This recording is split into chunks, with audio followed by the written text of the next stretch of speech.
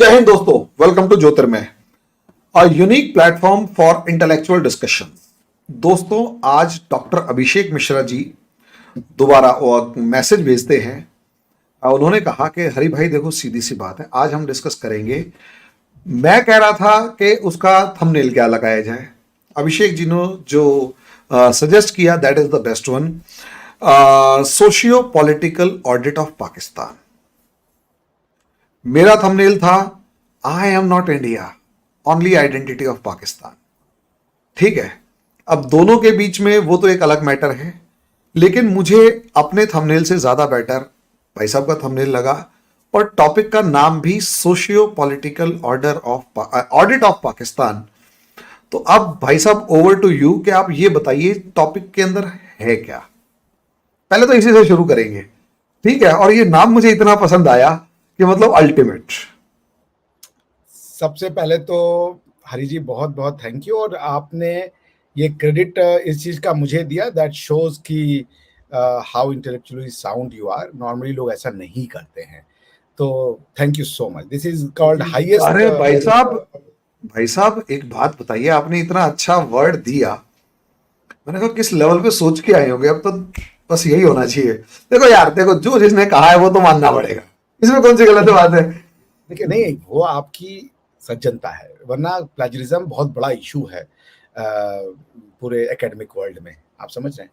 तो इसके लिए मैं आपकी बहुत भूरी भूरी प्रशंसा करना चाहूँगा, और आपके स्टूडेंट्स को भी ये कहूँगा कि अगर आपके सर इस तरीके के हैं तो आपका भविष्य बहुत ही सुरक्षित है, क्योंकि ये सिर्फ आपको ज्ञान ही नहीं दे रहे हैं बल्कि नीति भी बता रहे हैं, मोरालिटी भी सिखा रहे हैं। So you should be proud of having Hari Mohan sir as your teacher.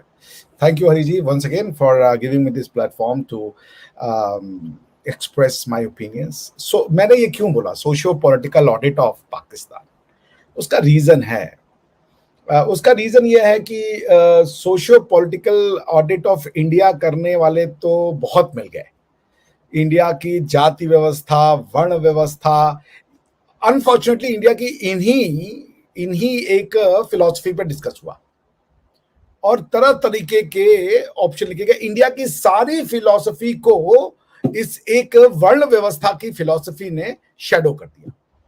योग शैडो हो गया, न्याय सूत्र शैडो हो गए, सूत्र और सूक्त और श्लोक के बीच का अंतर सब शैडो हो गया। सिर्फ और सिर्फ क्या हो गया कि वर्ण व्यवस्था, जाति व्यवस्था में इनइक्वालिटी। खैर चलिए, तो मैंने कहा कि कल कुछ दिन पहले मैंने सुना एक इंडिया के पॉलिटिकल साइंस के प्रोफेसर साहब हैं, उन्होंने कहा कि हमें फिर से एक मुस्लिम होमलैंड दे दिया जाए फॉर इंडिया के मुसलमानों के लिए, ठीक है ना।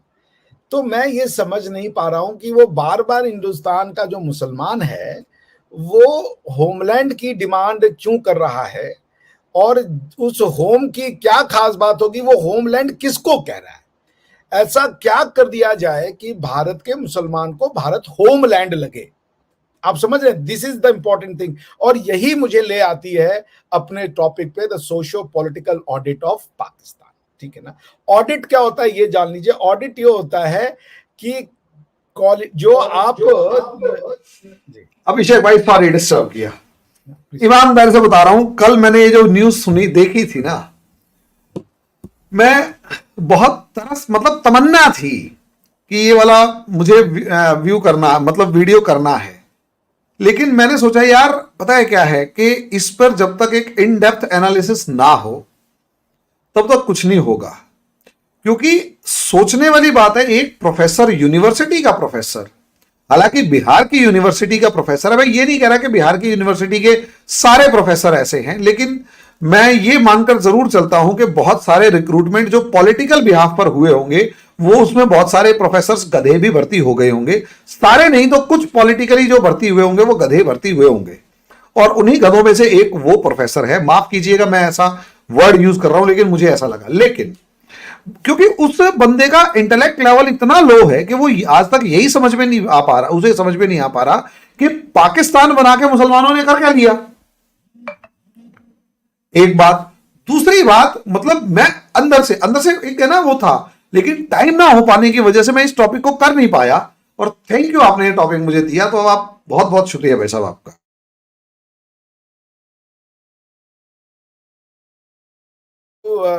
थैंक यू हरि भाई। मेरे भी मन में ये बहुत पीड़ा थी कि ऐसा हम क्या करते हैं कि मैं मुस्लिम्स को बहुत प्यार करता हूँ, हिंदुस्तान के मुसलमान हो चाहे बाहर के मुसलमान हो, मैं उनसे बहुत प्यार करता हूँ। मेरे मन में कोई उनके लिए ये नहीं है कि द्वेष है या क्या है। मेरे बहुत से मुस्लिम अच्छे दोस्त हैं और मैं सबकी सम्मान करता हूँ, लेकिन मैं उनकी कुछ बातें समझ नहीं पाता।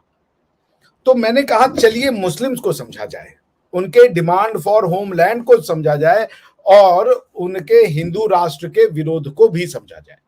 चूंकि मजे की बात है कि भारत में हिंदू राष्ट्र की लड़ाई हिंदुओं के अलावा सब लड़ रहे हैं। विष्णु जैन जी जैन होकर के लड़ रहे हैं, आप समझ रहे हैं। और पाकिस्तान में जो पाकिस्तान के खिलाफ आईसीजे में हरीश साल्वे जी लड़े जो कि क्रिश्चियन है। तो भारत की लड़ाई जो है या भारत के हिंदू राष्ट्र का कॉन्सेप्ट को डील तो करना पड़ेगा, बिकॉज सिर्फ हिंदू राष्ट्र कह देने से काम नहीं चलेगा, उसको डील करना जरूरी पड़ेगा कि उसका कंटेंट क्या है, उसके लिए इतनी हेट्रेड क्यों है। मगर उसको डील करने का एक तरीका यह है कि भाई हिंदू राष्ट्र का जो एक एंटीथेसिस था मुस्लिम होमलैंड, राष्ट्र जो है वो नेशन नहीं है, राष्ट्र होमलैंड को भले एक्सप्लेन कर सकता है, राष्ट्र में भी very much close to the concept of homeland. तो ये मुस्लिम होमलैंड, भारत के मुस्लिम का होमलैंड क्या है, इसी को समझने का हम प्रयास करेंगे। और उसका सबसे अच्छा तरीका है कि आप अगर ये देखें कि ये जो हमारे पाकिस्तानी भाई बहनों ने पाकिस्तान को बनाया, तो उन्होंने क्या बनाया ऐसा, ठीक है ना, उनके दृष्टिकोण से समझेंगे, उनकी ऑडिट करेंगे। ऑडिट का मतलब होता है लेखा जोखा लेना कि आपने क्या पाया क्या खोया।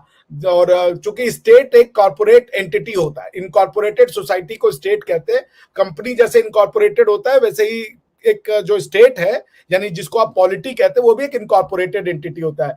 जैसे आप देख लें कंपनी के लिए भी एक ऑडिटर जनरल होता है, हमारी कंट्री के लिए भी एक ऑडिटर जनरल है। कंपनीज का भी एक कंट्रोलर जनरल होता है, हमारे यहाँ भी कंट्रोलर जनरल है। कंपनीज का भी जो है वो वोटिंग के थ्रू रिजोल्यूशन पास होता है, हमारे यहाँ भी वोटिंग के थ्रू लॉज पास होते हैं। सो मैनेजमेंट, कॉर्पोरेट गवर्नेंस और कॉन्स्टिट्यूशनल गवर्नेंस में कोई बहुत ज्यादा अंतर है नहीं। खाली अंतर यह है कि कॉर्पोरेट गवर्नेंस प्रॉफिटियरिंग के लिए किया जाता है, कॉर्पोरेट गवर्नेंस सोशल इवोल्यूशन के लिए किया जाता है। सोशल गवर्नेंस और कॉर्पोरेट गवर्नेंस में यही अंतर है। Constitutional governance is a socio-political governance, whereas corporate governance is a business governance, financial governance. This is the basic difference. Otherwise, the formal character of both these governance is exactly the same. Content varies, but the shape does not. ठीक है ना, form does not. तो आइए शुरू करें। पाकिस्तान की जो देश बनाया गया, मुस्लिम्स का होमलैंड, भारतीय मुस्लिम का होमलैंड, उसकी सपनों का देश, ठीक। चूंकि भारत का मुसलमान कोई और जगह तो नहीं जा सकता, उसका इस्लाम सिर्फ भारत में प्रैक्टिस होगा, उसको भारतीय मुस्लिम इस्लाम को कहीं और प्रैक्टिस करने को नहीं दिया जाएगा, ये तो तय बात है। जैसे आप अगर देख लें यूनाइटेड अरब एमिरेट्स का, अगर आप वो देख लें क्या नाम है कॉन्स्टिट्यूशन, ठीक है ना, सिर्फ यूनाइटेड अरब एमिरेट्स का ही कॉन्स्टिट्यूशन देख ले तो उसमें भी वो ये अपने आप को क्या डिक्लेयर करते हैं, सुन लीजिए। The United Arab emirate is an independent sovereign federal, वो ना तो इस्लामिक नहीं कह रहे हैं, सुनिएगा, वो कह रहे हैं the United Arab emirate is an independent sovereign federal state, ठीक है ना, और ये any other independent Arab country may join the union. क्या पाकिस्तान यूएई का मेंबर बन सकता है? मुस्लिम उम्मा जो ये कह रहे हैं, तो भाई यूएई जो है वो कई अरबी देशों का एक यूनियन बना हुआ है, ठीक है ना, तो आप पाकिस्तान बना के यूएई का पार्ट बन जाओ। मगर वो कह रहे हैं कि हेलो ओनली अरब स्टेट। अब कहां गया उम्मा, ये उम्मा कहां गया जी।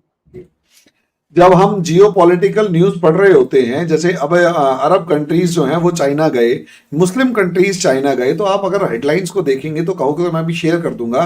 हेडलाइंस क्या आती हैं? Arabs and Muslim countries went to China.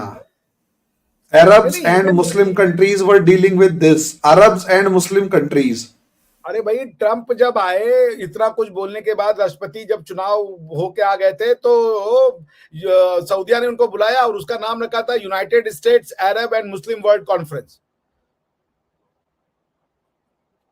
तो पॉइंट ये है कि जरा इनसे पूछो कि तुम क्या चाहते हो इस्लाम में। अगर तुम अरबी कल्चर को कह रहे हो, भाई समझो ना, आप भारत में इस्लाम को फ्रीली प्रैक्टिस करने की आजादी तो दी जा सकती है, बट भारत की आइडेंटिटी इस्लाम नहीं बनाई जा सकती। इसमें बहुत जमीन आसमान का अंतर है भाई। मैं यूएई में जा करके, यूएई ने आज एक मंदिर अबू धाबी में खोल दिया, तो वो फ्रीडम ऑफ रिलीजन दे रहे हैं, मगर मंदिर यूएई की आइडेंटिटी नहीं हो सकती। यूएई की आइडेंटिटी और अरबियों की आइडेंटिटी हमेशा से उनका काबा या उनकी मस्जिदें ही रहेंगी। सीधी सी बात है। अब वो आके कहें कि आप एक गिरजाघर बना लो, आप एक मंदिर बना लो, तो वो ये कह रहे हैं कि हाँ, आप आके इस पे अपनी प्रैक्टिस कर लो, अपना, हम आपको उतना वो दे रहे हैं, फ्रीडम। अब जैसे ये कहें कि विक्ट्री से हमारा हो जाता है, चूंकि हमने कभी शासन किया था इंडिया पे, तो हमारा हो जाता है। तो क्लेम तो मुगलों का बनता है। मुगल तो भाई अपने आप को मुगल उससे जोड़ते थे, क्योंकि उनके दरबार में जो लोकल इंडियन मुस्लिम्स होते थे, उनको ना तो बड़ा पोजीशन मिलता था, और मुश्किल से 5 से 10% ही पोजीशन उनके पास होता था। मेजॉरिटी और पावरफुल पोजीशन हमेशा से या तो ईरानियों के पास होता था, और या तो सेंट्रल एशियंस के पास होता था, और 10-15 हिंदुओं के पास होता था परसेंट। जी भैया माफ कीजिएगा, मैं आपको डिस्टर्ब कर रहा हूं। थोड़ा सा हिस्टोरिकल फैक्ट अगर देखें ना, तो इंडियन मुस्लिम जो थे ना, वो अभी तक पूरी हिस्ट्री में सिर्फ 2 का मेंशन है। एक अबुल रेहान था, जो कि बलबन के दरबार, सॉरी क्या नाम है, नासिरुद्दीन महमूद था, इल्तुतमिश का बेटा, उसके दरबार में वजीर की पोस्ट पर पहुंचा था मुश्किल से 3 से 4 महीने, और उसे बलबन ने मार दिया था। उसके बाद इंडियन मुस्लिम्स को पोजीशन ऊपर पहुंचने ही नहीं दिया गया, और उसके बाद तो लड़ाई यही थी, अली ब्रदर्स या हाँ, सैयद ब्रदर्स जो थे। हाँ, और उसके बाद सैयद ब्रदर्स दिखाई दिए थे, जो कि ओरिजिनल इंडियन मुस्लिम्स नहीं थे। वो असलियत में उनके 4 फादर्स ईरान से आए थे, 5-7-10 जनरेशन से वो यहीं रह रहे थे। ठीक है, इसलिए उनको भी इंडियन मुस्लिम माना गया। और मजे की बात यह है कि भैया, इंडिया में जो हिंदुओं से कन्वर्टेड हुए मुस्लिम्स है ना, हिंदुओं से कन्वर्ट हुए जो मुस्लिम्स है, और खासकर वो जो लोअर क्लास, जिन्हें वो मतलब इंडिया की हिंदुओं की वो जो सो कॉल्ड जो कास्ट सिस्टम था, उससे नाराज होकर जो चले गए थे, आप मानेंगे उनमें से एक भी मुसलमान को हायर पोस्ट नहीं मिली थी। एक भी मुसलमान को कभी भी हायर पोस्ट नहीं मिली थी। अब आप अंदाजा लगाकर देखिए, ये जो प्रेम है ना, उम्मा प्रेम, बुरा ना माने, लेकिन बस क्या बताऊं, करते भी नहीं थे। जी बिल्कुल। हेलो, मैं ये कह रहा था कि आप ये देखिए कि आप अगर एक अरबों से तो मिल नहीं सकते, क्योंकि यूएई ने मना कर दिया। यूएई ने एक पॉसिबल एमिरेट्स बनाया था, तो उसमें हो सकता था कि भाई इंडियन एमिरेट्स भी जाके जुड़ जाए। वो यूनाइटेड मुस्लिम एमिरेट्स बना सकते, तो उन्होंने नहीं बनाया, उन्होंने यूनाइटेड अरब एमिरेट्स बनाया। और आर्टिकल 1 में क्लियरली लिख दिया, any other independent Arab country may join the union provided that the supreme council may unanimously agree to this. क्यों लिख रहे हैं कि any Arab country can only join? Why are they writing कि any Muslim can join? Arab तो Muslim भी हो सकते हैं। अब उसके बाद आप सबसे अलग का जो आप उनका वो देखिए कॉन्स्टिट्यूशन की, जो वो अरब किसको कह रहे हैं, ठीक है ना। आप अगर उनका कॉन्स्टिट्यूशन का प्रियम्बल पढ़ें, तो वो बड़ा इंटरेस्टिंग वो लिखते हैं कि we are united by history, language, क्या कहते हैं, आर्टिकल 6 है उनका, the union is a part of great Arab nation to which it is bound by the ties of religion, language, history and common destiny।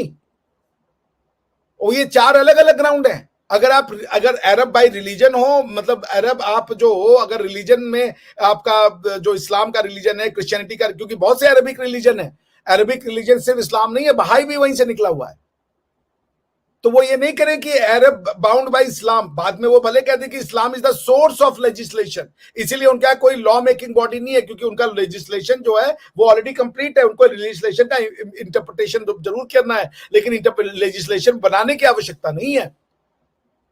तो article 6 में वो कह रहे हैं कि भाई आप इसको बहुत समझने की बात है, the union is a part of great Arab nation to which it is bound by the ties of religion, language, history.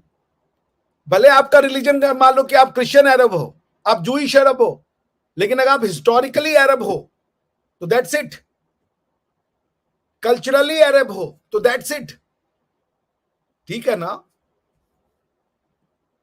तो और कॉमन डेस्टिनी दोनों की हो, तो अगर आप इन चारों को मिला भी ले तो रिलीजन कुछ भी हो आपका, क्योंकि वो इस्लाम नहीं लिख रहे,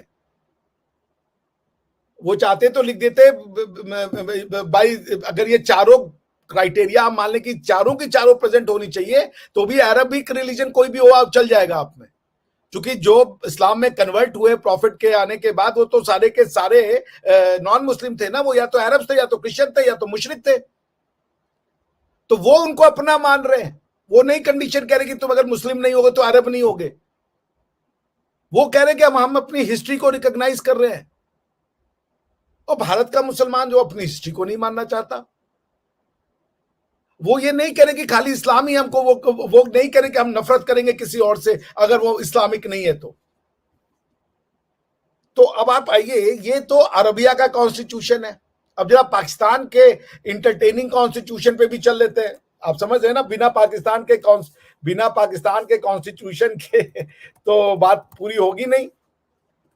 अब पाकिस्तान के सबसे पहले बात करते हैं, चूंकि वो कहते हैं कि हम इस्लाम एक नेशन है, मुसलमान एक नेशन है।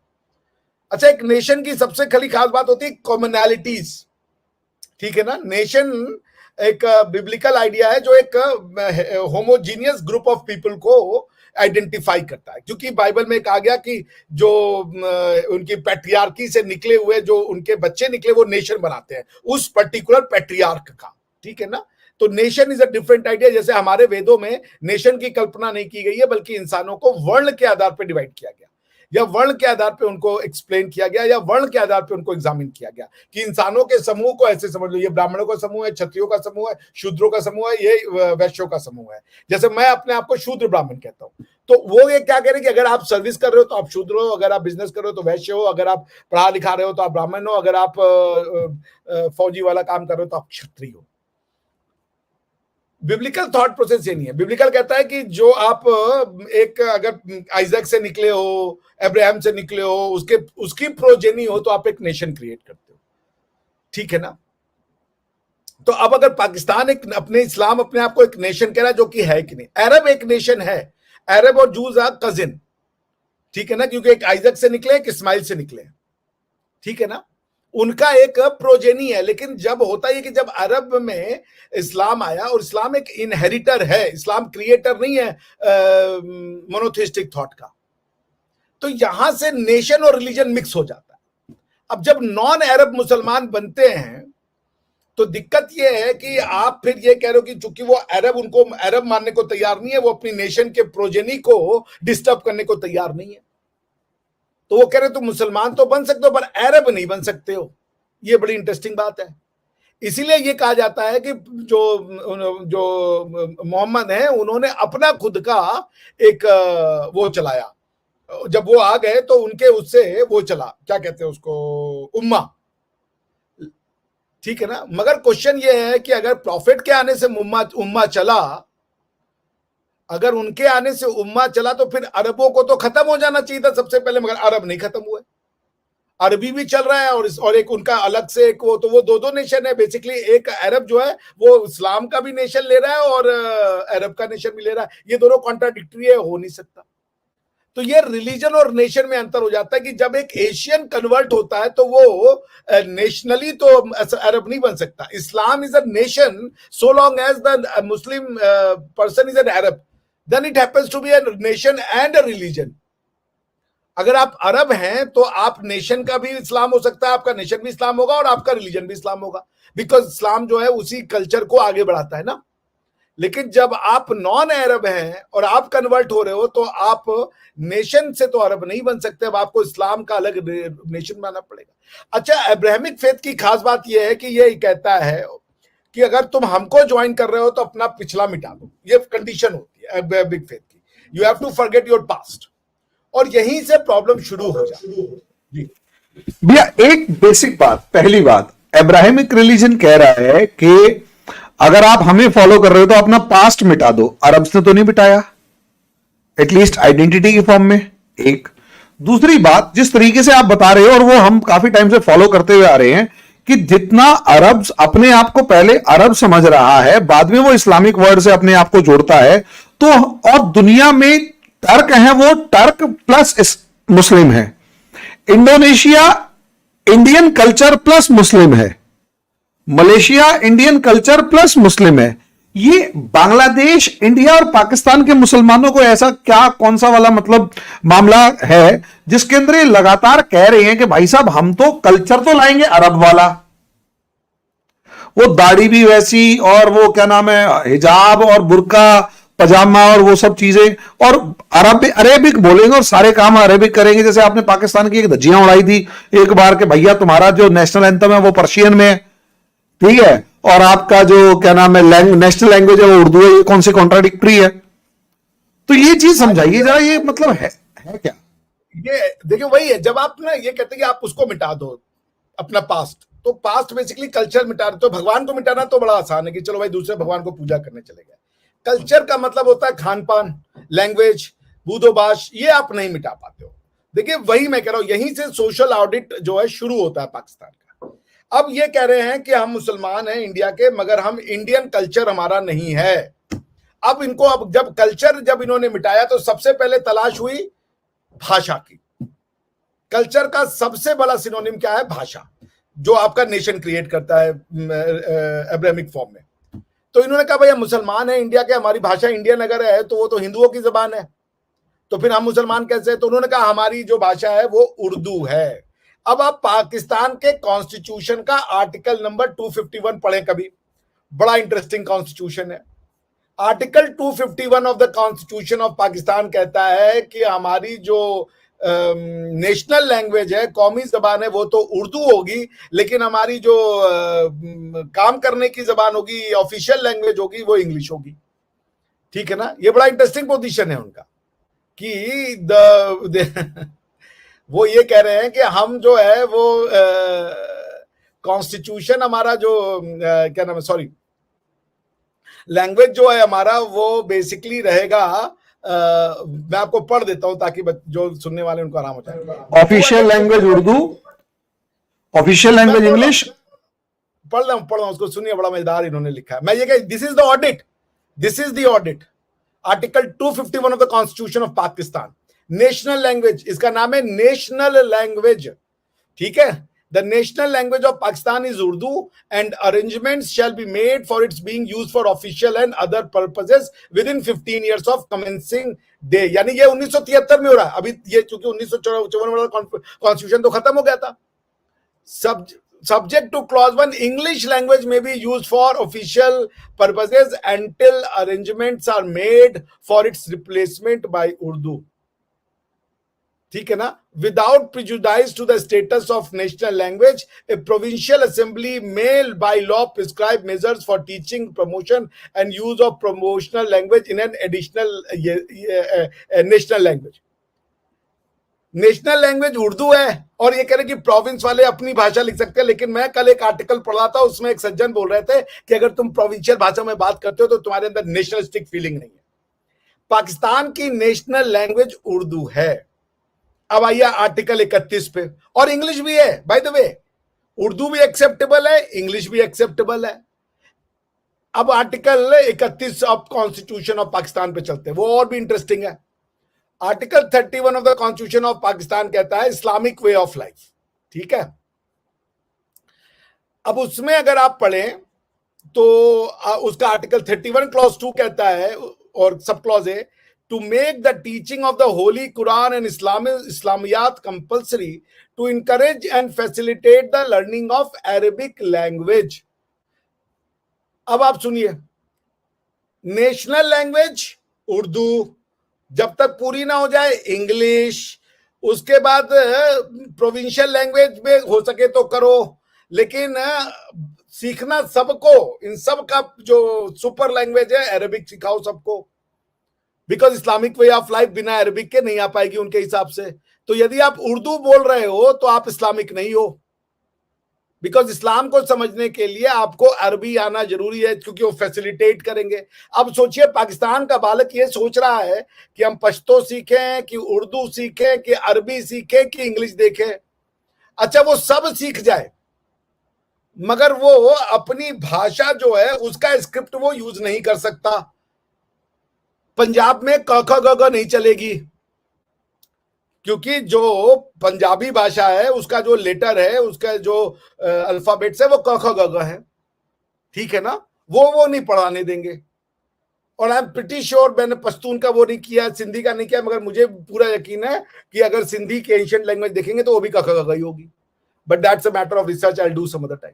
देवनागरी स्क्रिप्ट, हाँ, देवनागरी स्क्रिप्ट, देवनागरी स्क्रिप्ट हो गई, लैंग्वेज की बात हो रही।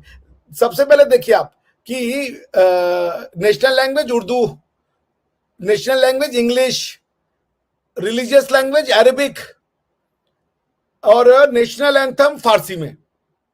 यहां तो कमाल ही हो गया साहब। अगर रिलीजियस, जब पाकिस्तान का मतलब ला इलाहा इल्लल्लाह है, तो फिर तो तुम्हारा जो नेशनल एंथम कम से कम अरेबिक में लगते। पागल बनाने की हद है इस साहब। ये है social audit of the, political audit of the Pakistan. Language ही नहीं पता है तुमको कौन सी है तुम्हारी, तुमको लैंग्वेज नहीं पता। शाद बात पाकिस्तान जो इनका नेशनल एंथम है फारसी में, बोलता बच्चा उर्दू है। अच्छा, फारसियों ने अपने अरबी को बैन कर रखा है, ईरान ने अरबिक लैंग्वेज को बैन कर दिया है। अगर आपको नहीं विश्वास है तो मैं आपको अभी के अभी दिखा देता हूं। In school,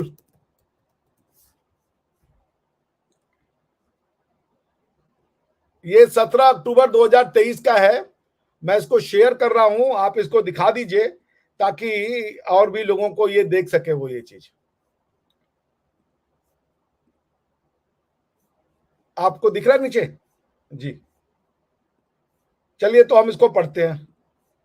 Iran has banned the teaching of all foreign languages including English and Arabic in kindergartens and primary school with immediate effect, state media reported Tuesday.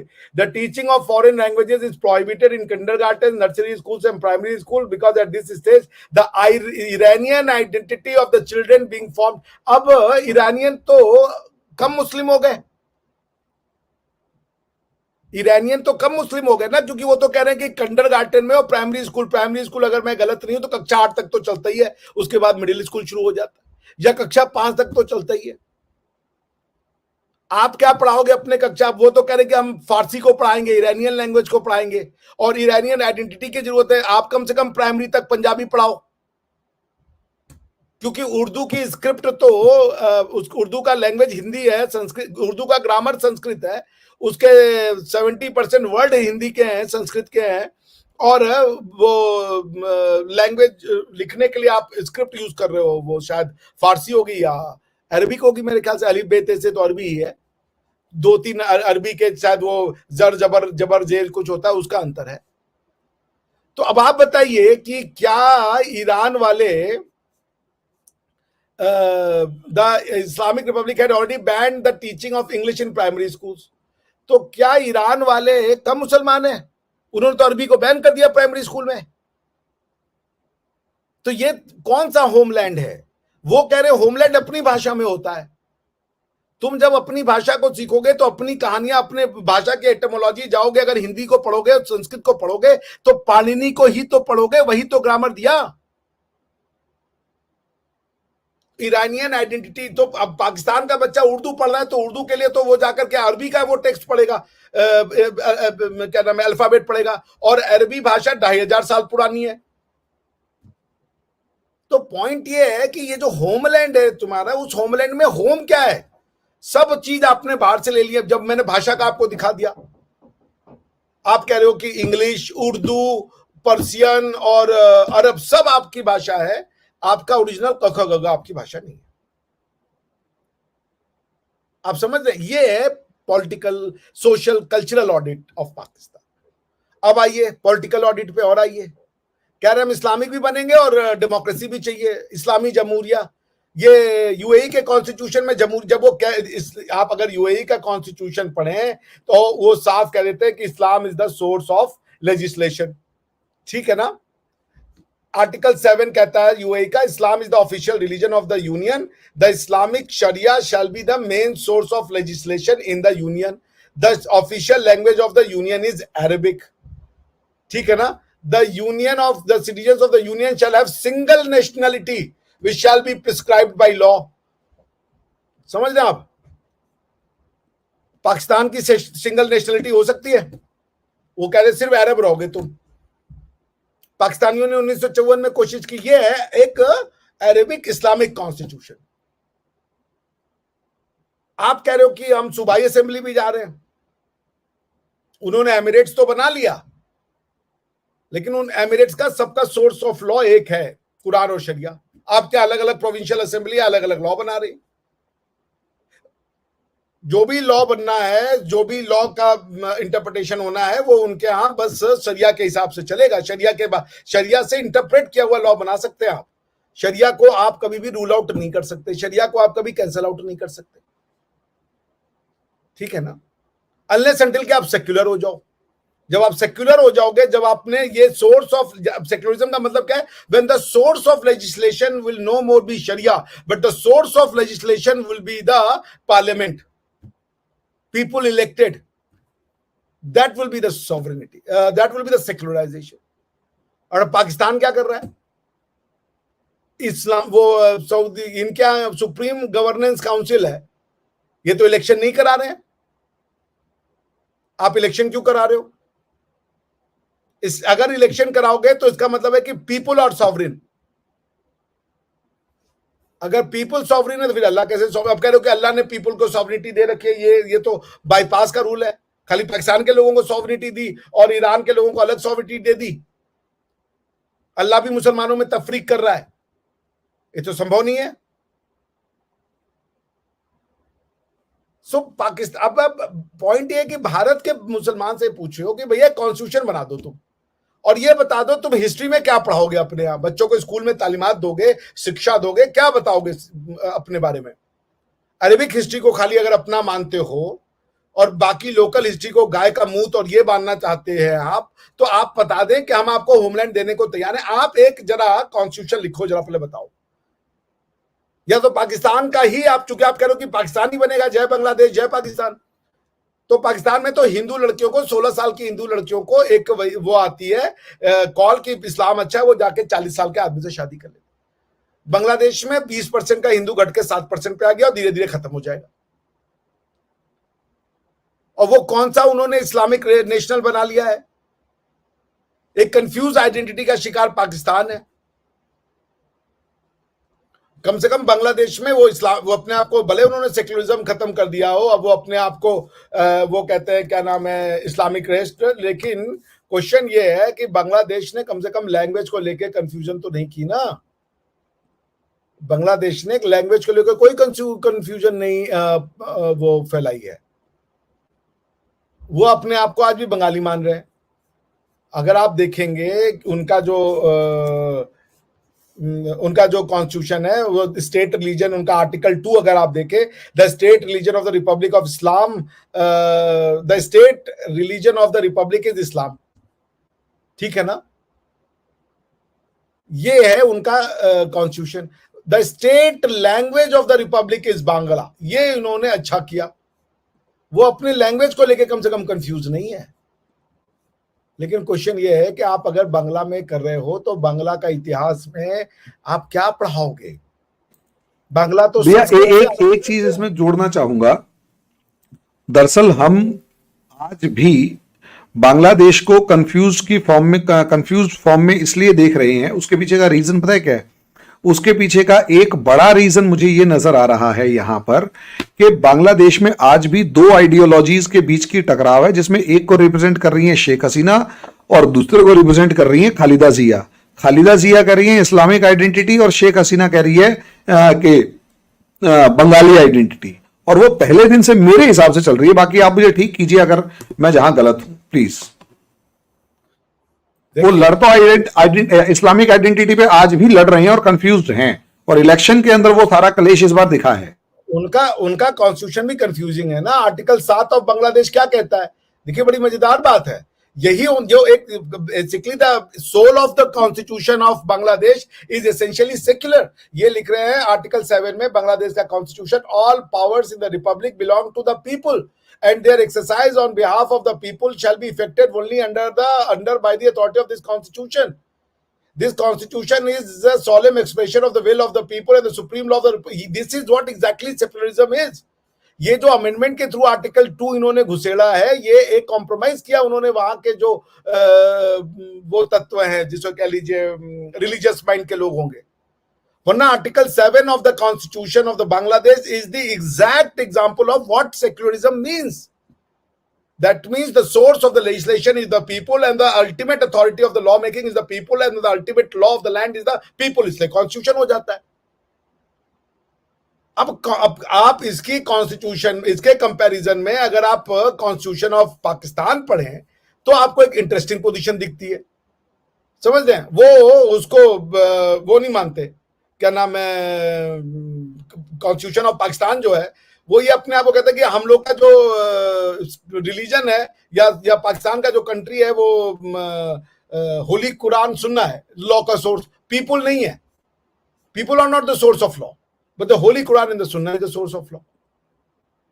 अब ये जो कॉन्ट्राडिक्शन ये कर रहे हैं और उसके बाद आर्टिकल 7 को कॉन्ट्राडिक्शन करते हुए आर्टिकल 2A जो डाल दिया है कॉन्स्टिट्यूशन ऑफ बांग्लादेश में, ये कंफ्यूज सोसाइटी का नाम है। ये शो कर रहा है कि वो सेक्युलराइजेशन से वापस जा रहे हैं इस्लामिक वे ऑफ लाइफ में। मगर क्वेश्चन ये है कि ठीक है, अगर वो इस्लामिक वे ऑफ लाइफ में जाना चाहते हैं, पर क्या इस्लाम बंगाल का इतिहास है? बंगाली लैंग्वेज संस्कृत से आती है भाई, अरबिक से नहीं है उसका उद्भव। बांग्ला लैंग्वेज सीखने वाला क ख ग घ सीखेगा, उड़िया लैंग्वेज सीखने वाला क ख ग घ सीखेगा, तमिल सीखने वाला क ख ग घ सीखेगा, तेलुगु सीखने वाला क ख ग घ सीखेगा। आप जाके पता कर लीजिएगा, सबका क ख ग घ है, कोई एक्सेप्शन नहीं है, सबका वॉवेल अ आ इ ई उ है।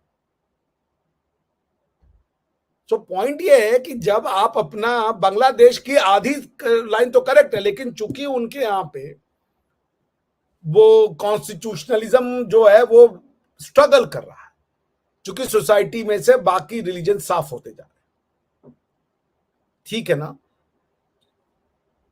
इंडिया में ये कि हिंदू राष्ट्र की कंपैरिजन वो मुस्लिम राष्ट्र से कर रहे हैं, ये गलत है, क्योंकि हिंदू होने का जो वेद का कंटेंट है और जो कुरान का कंटेंट है वो सेम तो नहीं है। वेद का कंटेंट क्या है कि एकम सत बहुधा विप्राह वदंती। अगर आपको देखे, बड़ी इंटरेस्टिंग बात है कि एकम सत जो विप्राह वदंती का जो फुल श्लोक है, ठीक है ना, फुल वर्स, सॉरी मैं आपको पढ़ देता हूं, बड़ा इंटरेस्टिंग है वो। The full verse is very interesting, वो मैं पढ़ देता हूं आपके लिए। इंद्रम मित्रम वरुणम माग्नि महुरथौ दिव्यः स संपूर्णो गुरुत्मान एकम सद विप्राह बहुधा वदन्ति यमः मातरिश्वानमाहु। They called him Indra, Mitra, Varun, Agni, and he is heavenly Garud, who has beautiful wings. The truth is one, but the sages or learned ones call it by many names or described him many ways. They called him Agni, Yam, or मैत्रीश्वान। इसका क्या मतलब है कि इनको पता था कि हो सकता है कि गरुड़ को लेके, यम को लेके, अग्नि को लेके लड़ाइयां हो जाए, तो उन्होंने पहले ही सॉल्यूशन बता दिया। इसको कॉन्स्टिट्यूशनल प्रिंसिपल कहते हैं। How beautiful it was drafted कि उन्होंने कहा भाई सब एक है, लड़ो मत इसको लेकर के। जैसे आप देखें जो मुस्लिम भाई बहन हमारे, वो शिया सुन्नी अहमदिया को लेकर लड़ाई करते रहते हैं, जान से मारते हैं। हमारे यहाँ कास्ट सिस्टम को लेकर तो लड़ाई हुई है, वो भी कोई ऐसी नहीं हुई। अब यहाँ पे ये लगता है कि भाई आपने एक्सप्लॉइट किया या उनको नीचा दर्जा दे दिया, लेकिन देवताओं को लेकर लड़ाई का कोई वर्णन नहीं मिलता, परसिक्यूशन का कोई वर्णन नहीं मिलता, ठीक है ना। तो पॉइंट वो है, क्यों? क्योंकि ये पहले ही समझा दिया गया था, एकम सत बहुधा विप्रावृत्ति। एक दो कोई एक्सेप्शन हो तो मैं नहीं जानता, मैं इतिहास का वो नहीं हूं, लेकिन जो मैंने इतिहास पढ़ा उसमें कोई ऐसा वर्णन हमारे दो लिखे जो लोग थे कंटेम्प्रेरी उन्होंने नहीं दिया। ठीक, सो ये है historical audit of the Pakistan, कि तुम अपनी हिस्ट्री को अपना मानना ही नहीं चाहते, तुम लोगों को सोर्स ऑफ लेजिस्लेशन और कॉन्स्टिट्यूशन बनाना ही नहीं चाहते। टू नेशन थ्योरी के नाम पे हिंदुत्व को गाली देना, चाहे वो ऑर्डर, भाई हिंदुत्व में कुछ कमी रही होंगी बता तो हिंदुत्व ने इस्लाम का क्या नुकसान किया? अगर हिंदुत्व की किसी एक लॉ में कुछ लोगों ने धर्म सूत्र का यूज, वैदिक सूत्रों, वैदिक श्लोकों का यूज करके गलत लॉज बनाए तो उनको ठीक कर देंगे हम, समाज में गलतियां होती हैं। मगर जैसे अब आप तो पॉलिटी पढ़ाते होंगे, तो आर्टिकल 368 में कॉन्स्टिट्यूशन और सुप्रीम कोर्ट ने 2 बार अलग अलग जजमेंट दिए। एक बार कहा कि फंडामेंटल राइट को अमेंड किया जा सकता है, उसके पहले कह दिया था अमेंड नहीं किया जा सकता। तो कॉन्स्टिट्यूशन में प्रॉब्लम नहीं थी ना, जज साहब में प्रॉब्लम थी ना, जजेस ने अपनी बात को वापस किया ना कि नहीं भाई ये ठीक नहीं है, ये इंटरप्रिटेशन गलत है। आप समझ रहे हैं? तो अब क्वेश्चन ये है कि कौन से जज साहब सही थे? जिन्होंने गोलकनाथ लिखा वो जज साहब सही थे, या जिन्होंने केशवानंद भारती लिखा वो जज साहब सही थे? दोनों जज साहब ने अपनी अपनी समझ से बेहतरीन प्रॉब्लम दिया, मगर गलत जजमेंट से क्या कॉन्स्टिट्यूशन गलत हो जाता है? So this is the constitutional audit. चलिए, वीडियो बहुत ज्यादा लंबा हो जाएगा तो हम यही खत्म करते हैं, अगले एपिसोड में फिर इसके ऊपर चलेंगे। एक लास्ट क्वेश्चन तो देखो, 2 मिनट आपको समझाना पड़ेगा, मैं एक भाई की तरह आपसे रिक्वेस्ट कर रहा हूं, मतलब जिद से। ये जोश में दिया गया बयान है, क्योंकि मेरे को ऐसा लगता है कि Pakistan Muslims want separate homeland, जो स्टेटमेंट है ये बिल्कुल वैसा ही है। जब क्या नाम है वो सर सैयद अहमद खान कह रहे थे इंटरेस्ट आर नॉट सेम, तो ब्रिटिश प्रोटेक्शन चाहिए। और उसके बाद जिन्ना कह रहा था कि भाई क्योंकि हम अब हिंदुओं के साथ नहीं रह सकते इसलिए पाकिस्तान चाहिए। और असलियत में हिंदुस्तान में बहुत सारे मुस्लिम्स, हिंदूज जो मुस्लिम बने, मैक्सिमम जो खासकर लोअर कास्ट थे, जो ये कह रहे हैं कि हम पहले हमें इंसल्ट किया गया कास्ट सिस्टम में, इसलिए वो भी कहीं ना कहीं एक नफरत के चलते ही तो बने। नहीं ऐसा कुछ नहीं, देखिए मैं बताता हूँ, Islam as a religion, it's a deen, it's a system. इस्लाम बिना स्टेटहुड के सरवाइव नहीं कर पाएगा। इस्लाम लोगों पे नहीं छोड़ा जा सकता कि तुम्हारे मन में है तुम अल्लाह से प्यार करो। वो बार बार कहेंगे आओ जुड़ो, स्ट्रक्चर बनाओ। Islam is an idea of congregation. ये पॉलिटिकल आइडिया ज्यादा है, ये स्पिरिचुअल आइडिया नहीं है। जैसे हिंदुइज्म बिना स्टेट के अब तक सरवाइव किया है, भाई इसको तो खत्म करने की कोशिश की गई। अब स्टेट खड़े होकर कहती है हम सनातन धर्म को मिटा देंगे, तमिलनाडु की स्टेट कह रही है ना। यहाँ पे रिवाइवलिज्म आपकी हिस्ट्री से आपको मिटा दिया ना, वेद को खत्म कर दिया। वेद में क्या लिखा है ना हमको पता है ना आपको पता है। आज का बच्चा तरस रहा है लिटरली, मेरे जैसे लोग जिनके अंदर इंक्विजिटी है, उनको लगता है पता नहीं क्या ऐसी चीज लिखी हुई है जो इतना महान है जो हमें पता नहीं है। भले हो सकता है वो ऑर्डिनरी लिखा हो, लेकिन हमारे मन में इंक्विजिटिव है, इंक्विजिटिवनेस है कि भाई कौन है हम। इस्लाम को लोगों पे नहीं छोड़ सकते आप। Islam will always need a state to survive. क्योंकि आप देखें, यदि आप कॉन्स्टिट्यूएंट असेंबली डिबेट पढ़े आर्टिकल 44 के ऊपर, या आप सिंपल से एमजे अकबर साहब की किताब पढ़ लें, Tinder box that is called Pakistan, ऐसे करके उनकी किताब है, एमजे अकबर साहब का, बड़ी अच्छी किताब लिखी है उन्होंने। तो उसमें यह हुआ कि आपने लोगों को, मुसलमान कोई एक स्पिरिचुअल आइडेंटिटी नहीं है कि उसका भगवान बदल गया, क्योंकि यहां तो बड़ी सहूलियत है भगवान बदलने की और भगवान न मानने की। तो उसको तो दिक्कत थी कि हिंदू तो वो तब भी रह रहा है। तो उन्होंने कहा यार ये मुसलमान तो तब बनेगा जब ये इस्लामिक लॉ फॉलो करेगा। तो बात लॉ पे आ जाती है, और लॉ के लिए आपको स्टेट चाहिए। लोगों की नफरत नहीं है, लोगों को नफरत भर दी गई है। इस्लाम इज एन आइडिया। वो बार बार कहते हैं कि मजहब नहीं दीन चाहिए हमें। मैं सुन रहा था वो इशरार अहमद है पाकिस्तानी, वो उन्होंने कहा मैं अमेरिका में गया, उन्होंने कहा कि भाई आपके मजहब से नहीं प्रॉब्लम है। तो बोले मजहब की तो बात ही नहीं है, मजहब की लड़ाई नहीं है, लड़ाई दीन की है। दीन मतलब पॉलिटिकल सिस्टम। इस्लाम कैन, आप अगर लोगों पे छोड़ देंगे इस्लाम को, जैसे हिंदुइज्म में लोगों पे छोड़ा हुआ है, स्टेट का कोई सपोर्ट नहीं है हिंदुइज्म को। हम आप हिंदू इसलिए कि हम चाह रहे हैं, और हम आप हिंदू इसलिए हैं कि हम आप डिस्क्रिमिनेटेड भी हैं, कम सुविधा है तब भी हिंदू हैं। आपको हिंदू होने का और हमको हिंदू होने का कोई प्रिविलेज नहीं मिलता। ब्राह्मण होने की हमको गाली मिल जाती है, उसके बाद भी हम हिंदू हैं। This can not be set for इस्लाम। उनको स्टेट पेट्रोनेज चाहिए। इसीलिए देखिए हमारे यहां कॉन्स्टिट्यूशन में आर्टिकल 30 में स्पेशल प्रोटेक्शन दी गई, कि अपना कल्चर बनाओ। आप देखिए स्टेट लगातार, अब वक्फ बोर्ड का लॉ दिया, आप समझ रहे। इवन जो विश्वलोचन का केस था, विश्वलोचन के केस में सुप्रीम कोर्ट ने, विश्वलोचन के केस का फैक्ट बता दो, उसमें क्या हुआ कि एक लड़की थी, इमराना नाम की या कुछ नाम था, उसके ससुर ने उसके साथ रेप कर दिया। तो मामला पुलिस में ले जाने की जगह लोकल शहर काजी को बुला लिया इन्होंने, क्योंकि लीगल सिस्टम चाह रहे थे, क्योंकि लॉ के हिसाब से चल रहा है। लोगों में दुश्मनी मत ढूंढिए, लोगों को समझाया जाएगा, वो समझेंगे कि आपको अब दीनी मुसलमान न बन के अगर आप मजहबी मुसलमान बन जाएंगे, प्रॉब्लम सॉल्व हो जाएगा। तो अब उसके केस में क्या हुआ, काजी साहब आए, काजी साहब ने कहा अच्छा अब तो तुम इसकी ससुर जो था वो अब अपनी बहू का पति बन गया, और जो उसका पति था वो अपनी बीवी का क्या नाम है, बेटा बन गया। ठीक है ना। तो अब क्वेश्चन ये हुआ कि भाई ये तो रेप का मामला था, पुलिस में जाने की जगह ये तो शादी के रिश्ते ही चेंज हो गए। तो किसी तरीके से मैटर सुप्रीम कोर्ट में पहुंचा। जब सुप्रीम कोर्ट में पहुंचा तो सुप्रीम कोर्ट ने गवर्नमेंट से कहा एफिडेविट फाइल कीजिए कि आप इसमें क्या कह रहे हैं, ये क्या हो रहा है।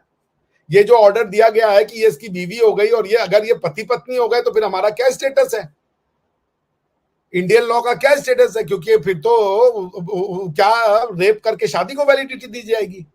बहुत बड़ा लीगल क्वेश्चन उठा कि भाई इस तरीके के जजमेंट आ रहे हैं तो ये जजमेंट क्या एक्सेप्टेबल है सोसाइटी में, और अगर है तो फिर कोर्ट क्या कर सकता है। जो भारत के द्वारा सम्मित भारतीय कॉन्स्टिट्यूशन के द्वारा बनाया गया कोर्ट है, उसकी क्या पावर है, बिकॉज दो अलग अलग डिसीजन चल रहे हैं। एक काजी कोर्ट का डिसीजन है और एक हमारे जज साहब का। जज साहब रेप का डिसीजन सुनाएंगे, काजी साहब ने रेप को बता दिया शादी है। बेसिकली लीगल प्रश्न आ गया यहाँ पे।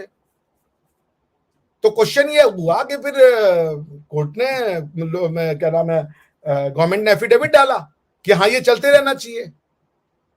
उन्होंने कहा ये बेसिकली एक तरीके से आर्बिट्रेशन होता है, वो अपना लॉ लगा के मैटर को सॉल्व कर लेते हैं, इससे हमारा प्रॉब्लम सॉल्व होता है। ये स्टेट की ये मंशा थी। उस स्टेट में जो कि कौन सी गवर्नमेंट में था ये, कांग्रेस होगी पक्का। कांग्रेस थी। हाँ बस वही ऐसे काम कर सकते हैं। नहीं, पॉइंट ये है कि वो क्यों कर रहे हैं ऐसा। जब आर्टिकल 44 का मैंडेट है कि आपको एक यूनिफॉर्म लॉ लाना है, आप उसके बाद भी इस तरीके के काम करो कॉन्स्टिट्यूशनल मैंडेट को।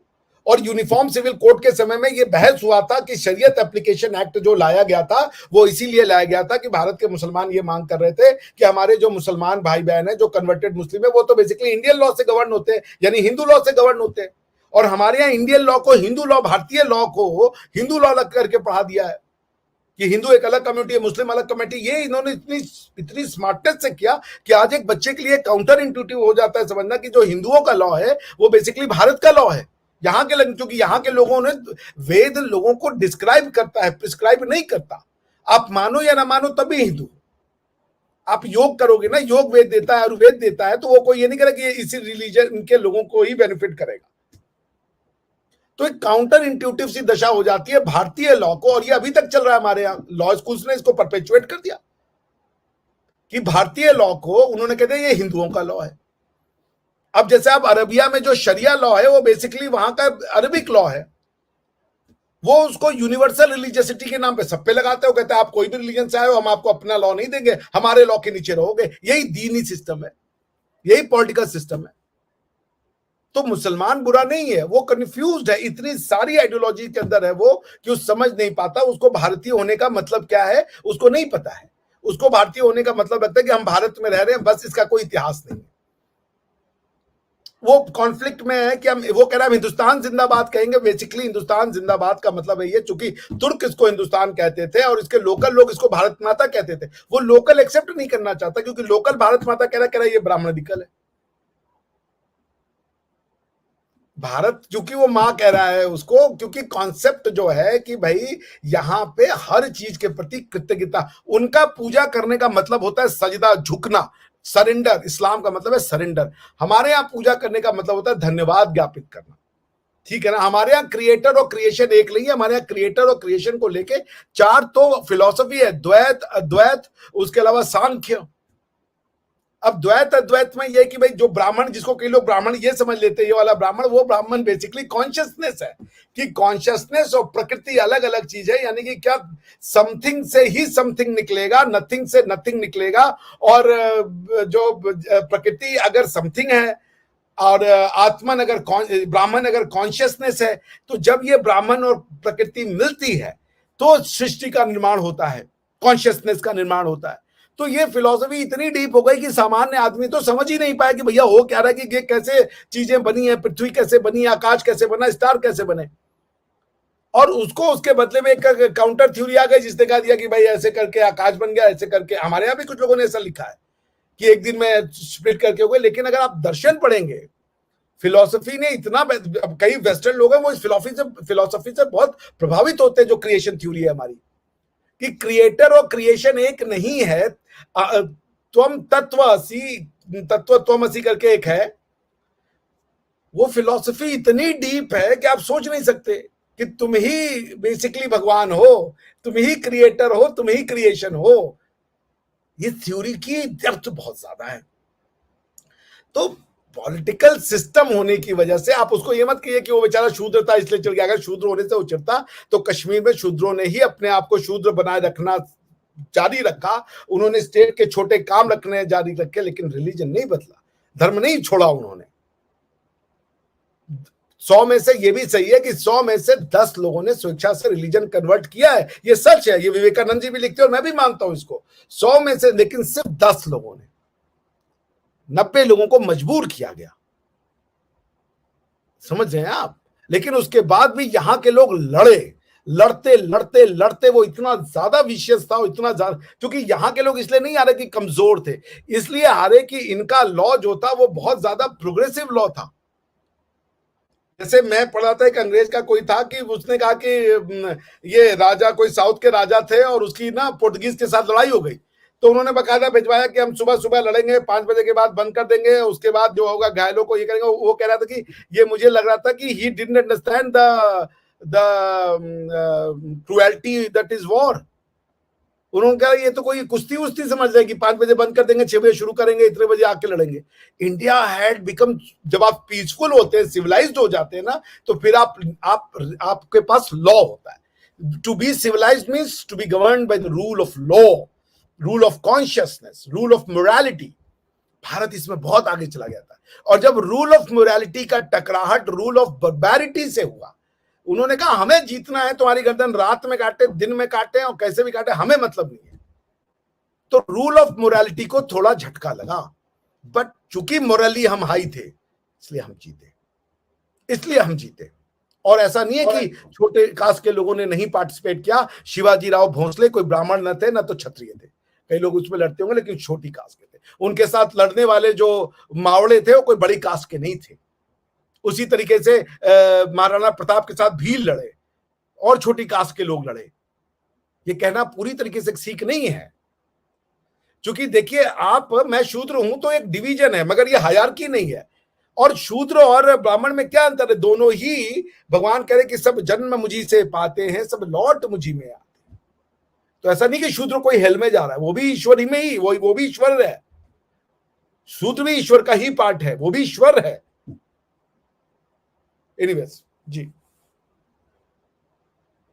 भैया, आपसे बात करते करते हर बार कुछ नया क्वेश्चन निकल जाता है, इसलिए अब मैं सवाल अगली बार के लिए छोड़ रहा हूं। जहां आपने छोड़ा कि Indians were at very high moral ground, आज के दिन यूरोप में जो हो रहा है वो काफी कुछ ऐसा ही है। अगली बार के लिए अभी नहीं है। आप अगर ह्यूमैनिटेरियन लॉ पढ़ेंगे बहुत कुछ उससे वो है।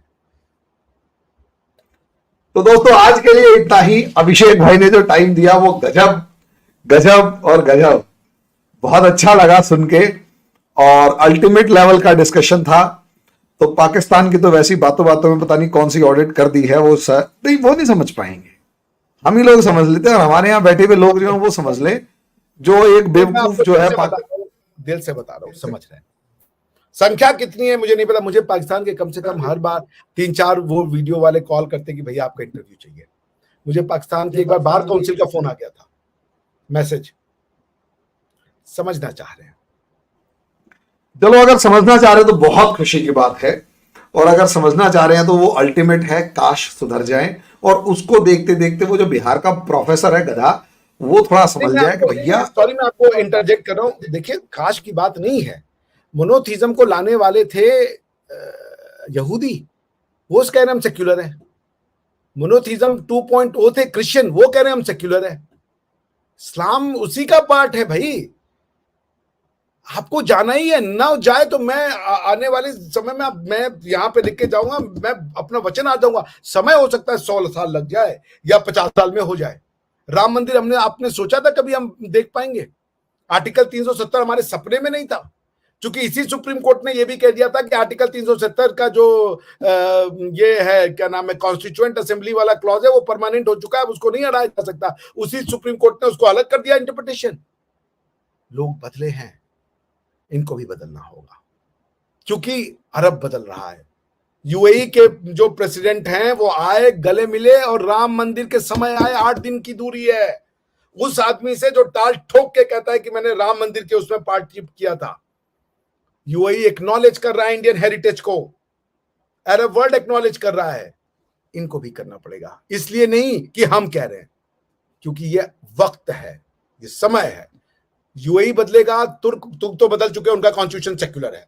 जितने तुर्क हैं सबका कॉन्स्टिट्यूशन सेक्युलर है, सबकी सोसाइटी सेक्युलर है। आप तुर्किश लड़की के साथ यूं जाके डेट कीजिए, वो हिंदू मुस्लिम सिख ईसाई बौद्ध नहीं देखती हैं। मैं गया हुआ हूं, मैं रहा हूं, उनके परिवार वाले नहीं देखते। अरबी मुस्लिम आज की डेट में आपके सामने चेंज हो रहा है। तो बात है तुर्क मुस्लिम तो सेक्युलर हो चुका है। तुर्क में से 40% होंगे रेडिकल, मैं मानने को तैयार हूं, लेकिन 60% वहां के लोग सेक्युलर हैं। और इसका एग्जांपल है उज्बेक का कॉन्स्टिट्यूशन, कजाक का। आप जाके घूम के आइए उज्बेकिस्तान, और वो फ्री सोसाइटीज है। ऐसा नहीं है कि सब है, उनके भी कुछ एक क्लोज चैप्टर्स हैं जो भाई वो हर सोसाइटी में होंगे, लेकिन उस तरीके का नहीं है नफरत जो यहां पे देखने को मिलता है। उनके शहरों में जाएंगे, जब मुझे ब्रिटिश यूनिवर्सिटी ने कहा कि आपको कजाकिस्तान अलमाटी में दिया जा रहा है, मेरे तो हाथ पांव फूल गए। मैंने अलमाटी, मैंने कजाकिस्तान, मैंने कहा अरे भाई ये कहां जा रहे हैं, साला अफगानिस्तान के टाइप से मेरा नाम सुनने लगा। और जब हम अलमाटी उतरे, ओए होए भाई साहब, जो मैंने लड़कियों को छोटे छोटे कपड़े पहने देखे, मैंने कहा ये क्या हो रहा है, अस्तगफिरुल्लाह। तो मुझे पता चला सोसाइटी बदलती है। तो तुर्किश मुस्लिम पूरे को मैं नहीं कह रहा हूं, 100 में से 70% या हो सकता है 60% वो सेक्युलर है, न्यूट्रल है। उनके अंदर नहीं तमन्ना है वापस से दुनिया जीतने की, ये बात तो मैं गारंटी कह रहा हूं। पाकिस्तानी को भी उसी रास्ते पे जाना है। कितनी नफरत करोगे, कितनी भाषाएं बनाओगे, अरबी, फारसी, इंग्लिश, उर्दू, कोई अंत नहीं है। आना तो घर पे ही पड़ेगा जी। तो दोस्तों इस तरीके से हमारी डिस्कशन, नेवर एंडिंग डिस्कशन लगातार चलती रहेगी। भाई और हम बैठते रहेंगे और आगे डिस्कस करते रहेंगे। अब मैं जान के सवाल नहीं पूछ रहा, सवालों की लिस्ट लंबी है। तो अभी के लिए इतना ही, बाकी नेक्स्ट वीडियो में नेक्स्ट टॉपिक पे डिस्कस करेंगे। तब तक के लिए धन्यवाद अभिषेक भाई साहब, आपका बहुत बहुत धन्यवाद। जिस तरीके से हमने डिस्कस किया वो एक अल्टीमेट लेवल था, और सबको समझ जाना चाहिए कि भाई अल्टीमेटली दुनिया कहाँ जा रही है और हम कहाँ जा रहे हैं और आपने भी कहाँ जाना है। तो इसी के साथ आज के वीडियो को समाप्त करते हैं। अगले वीडियो पे अगले टॉपिक के लिए धन्यवाद।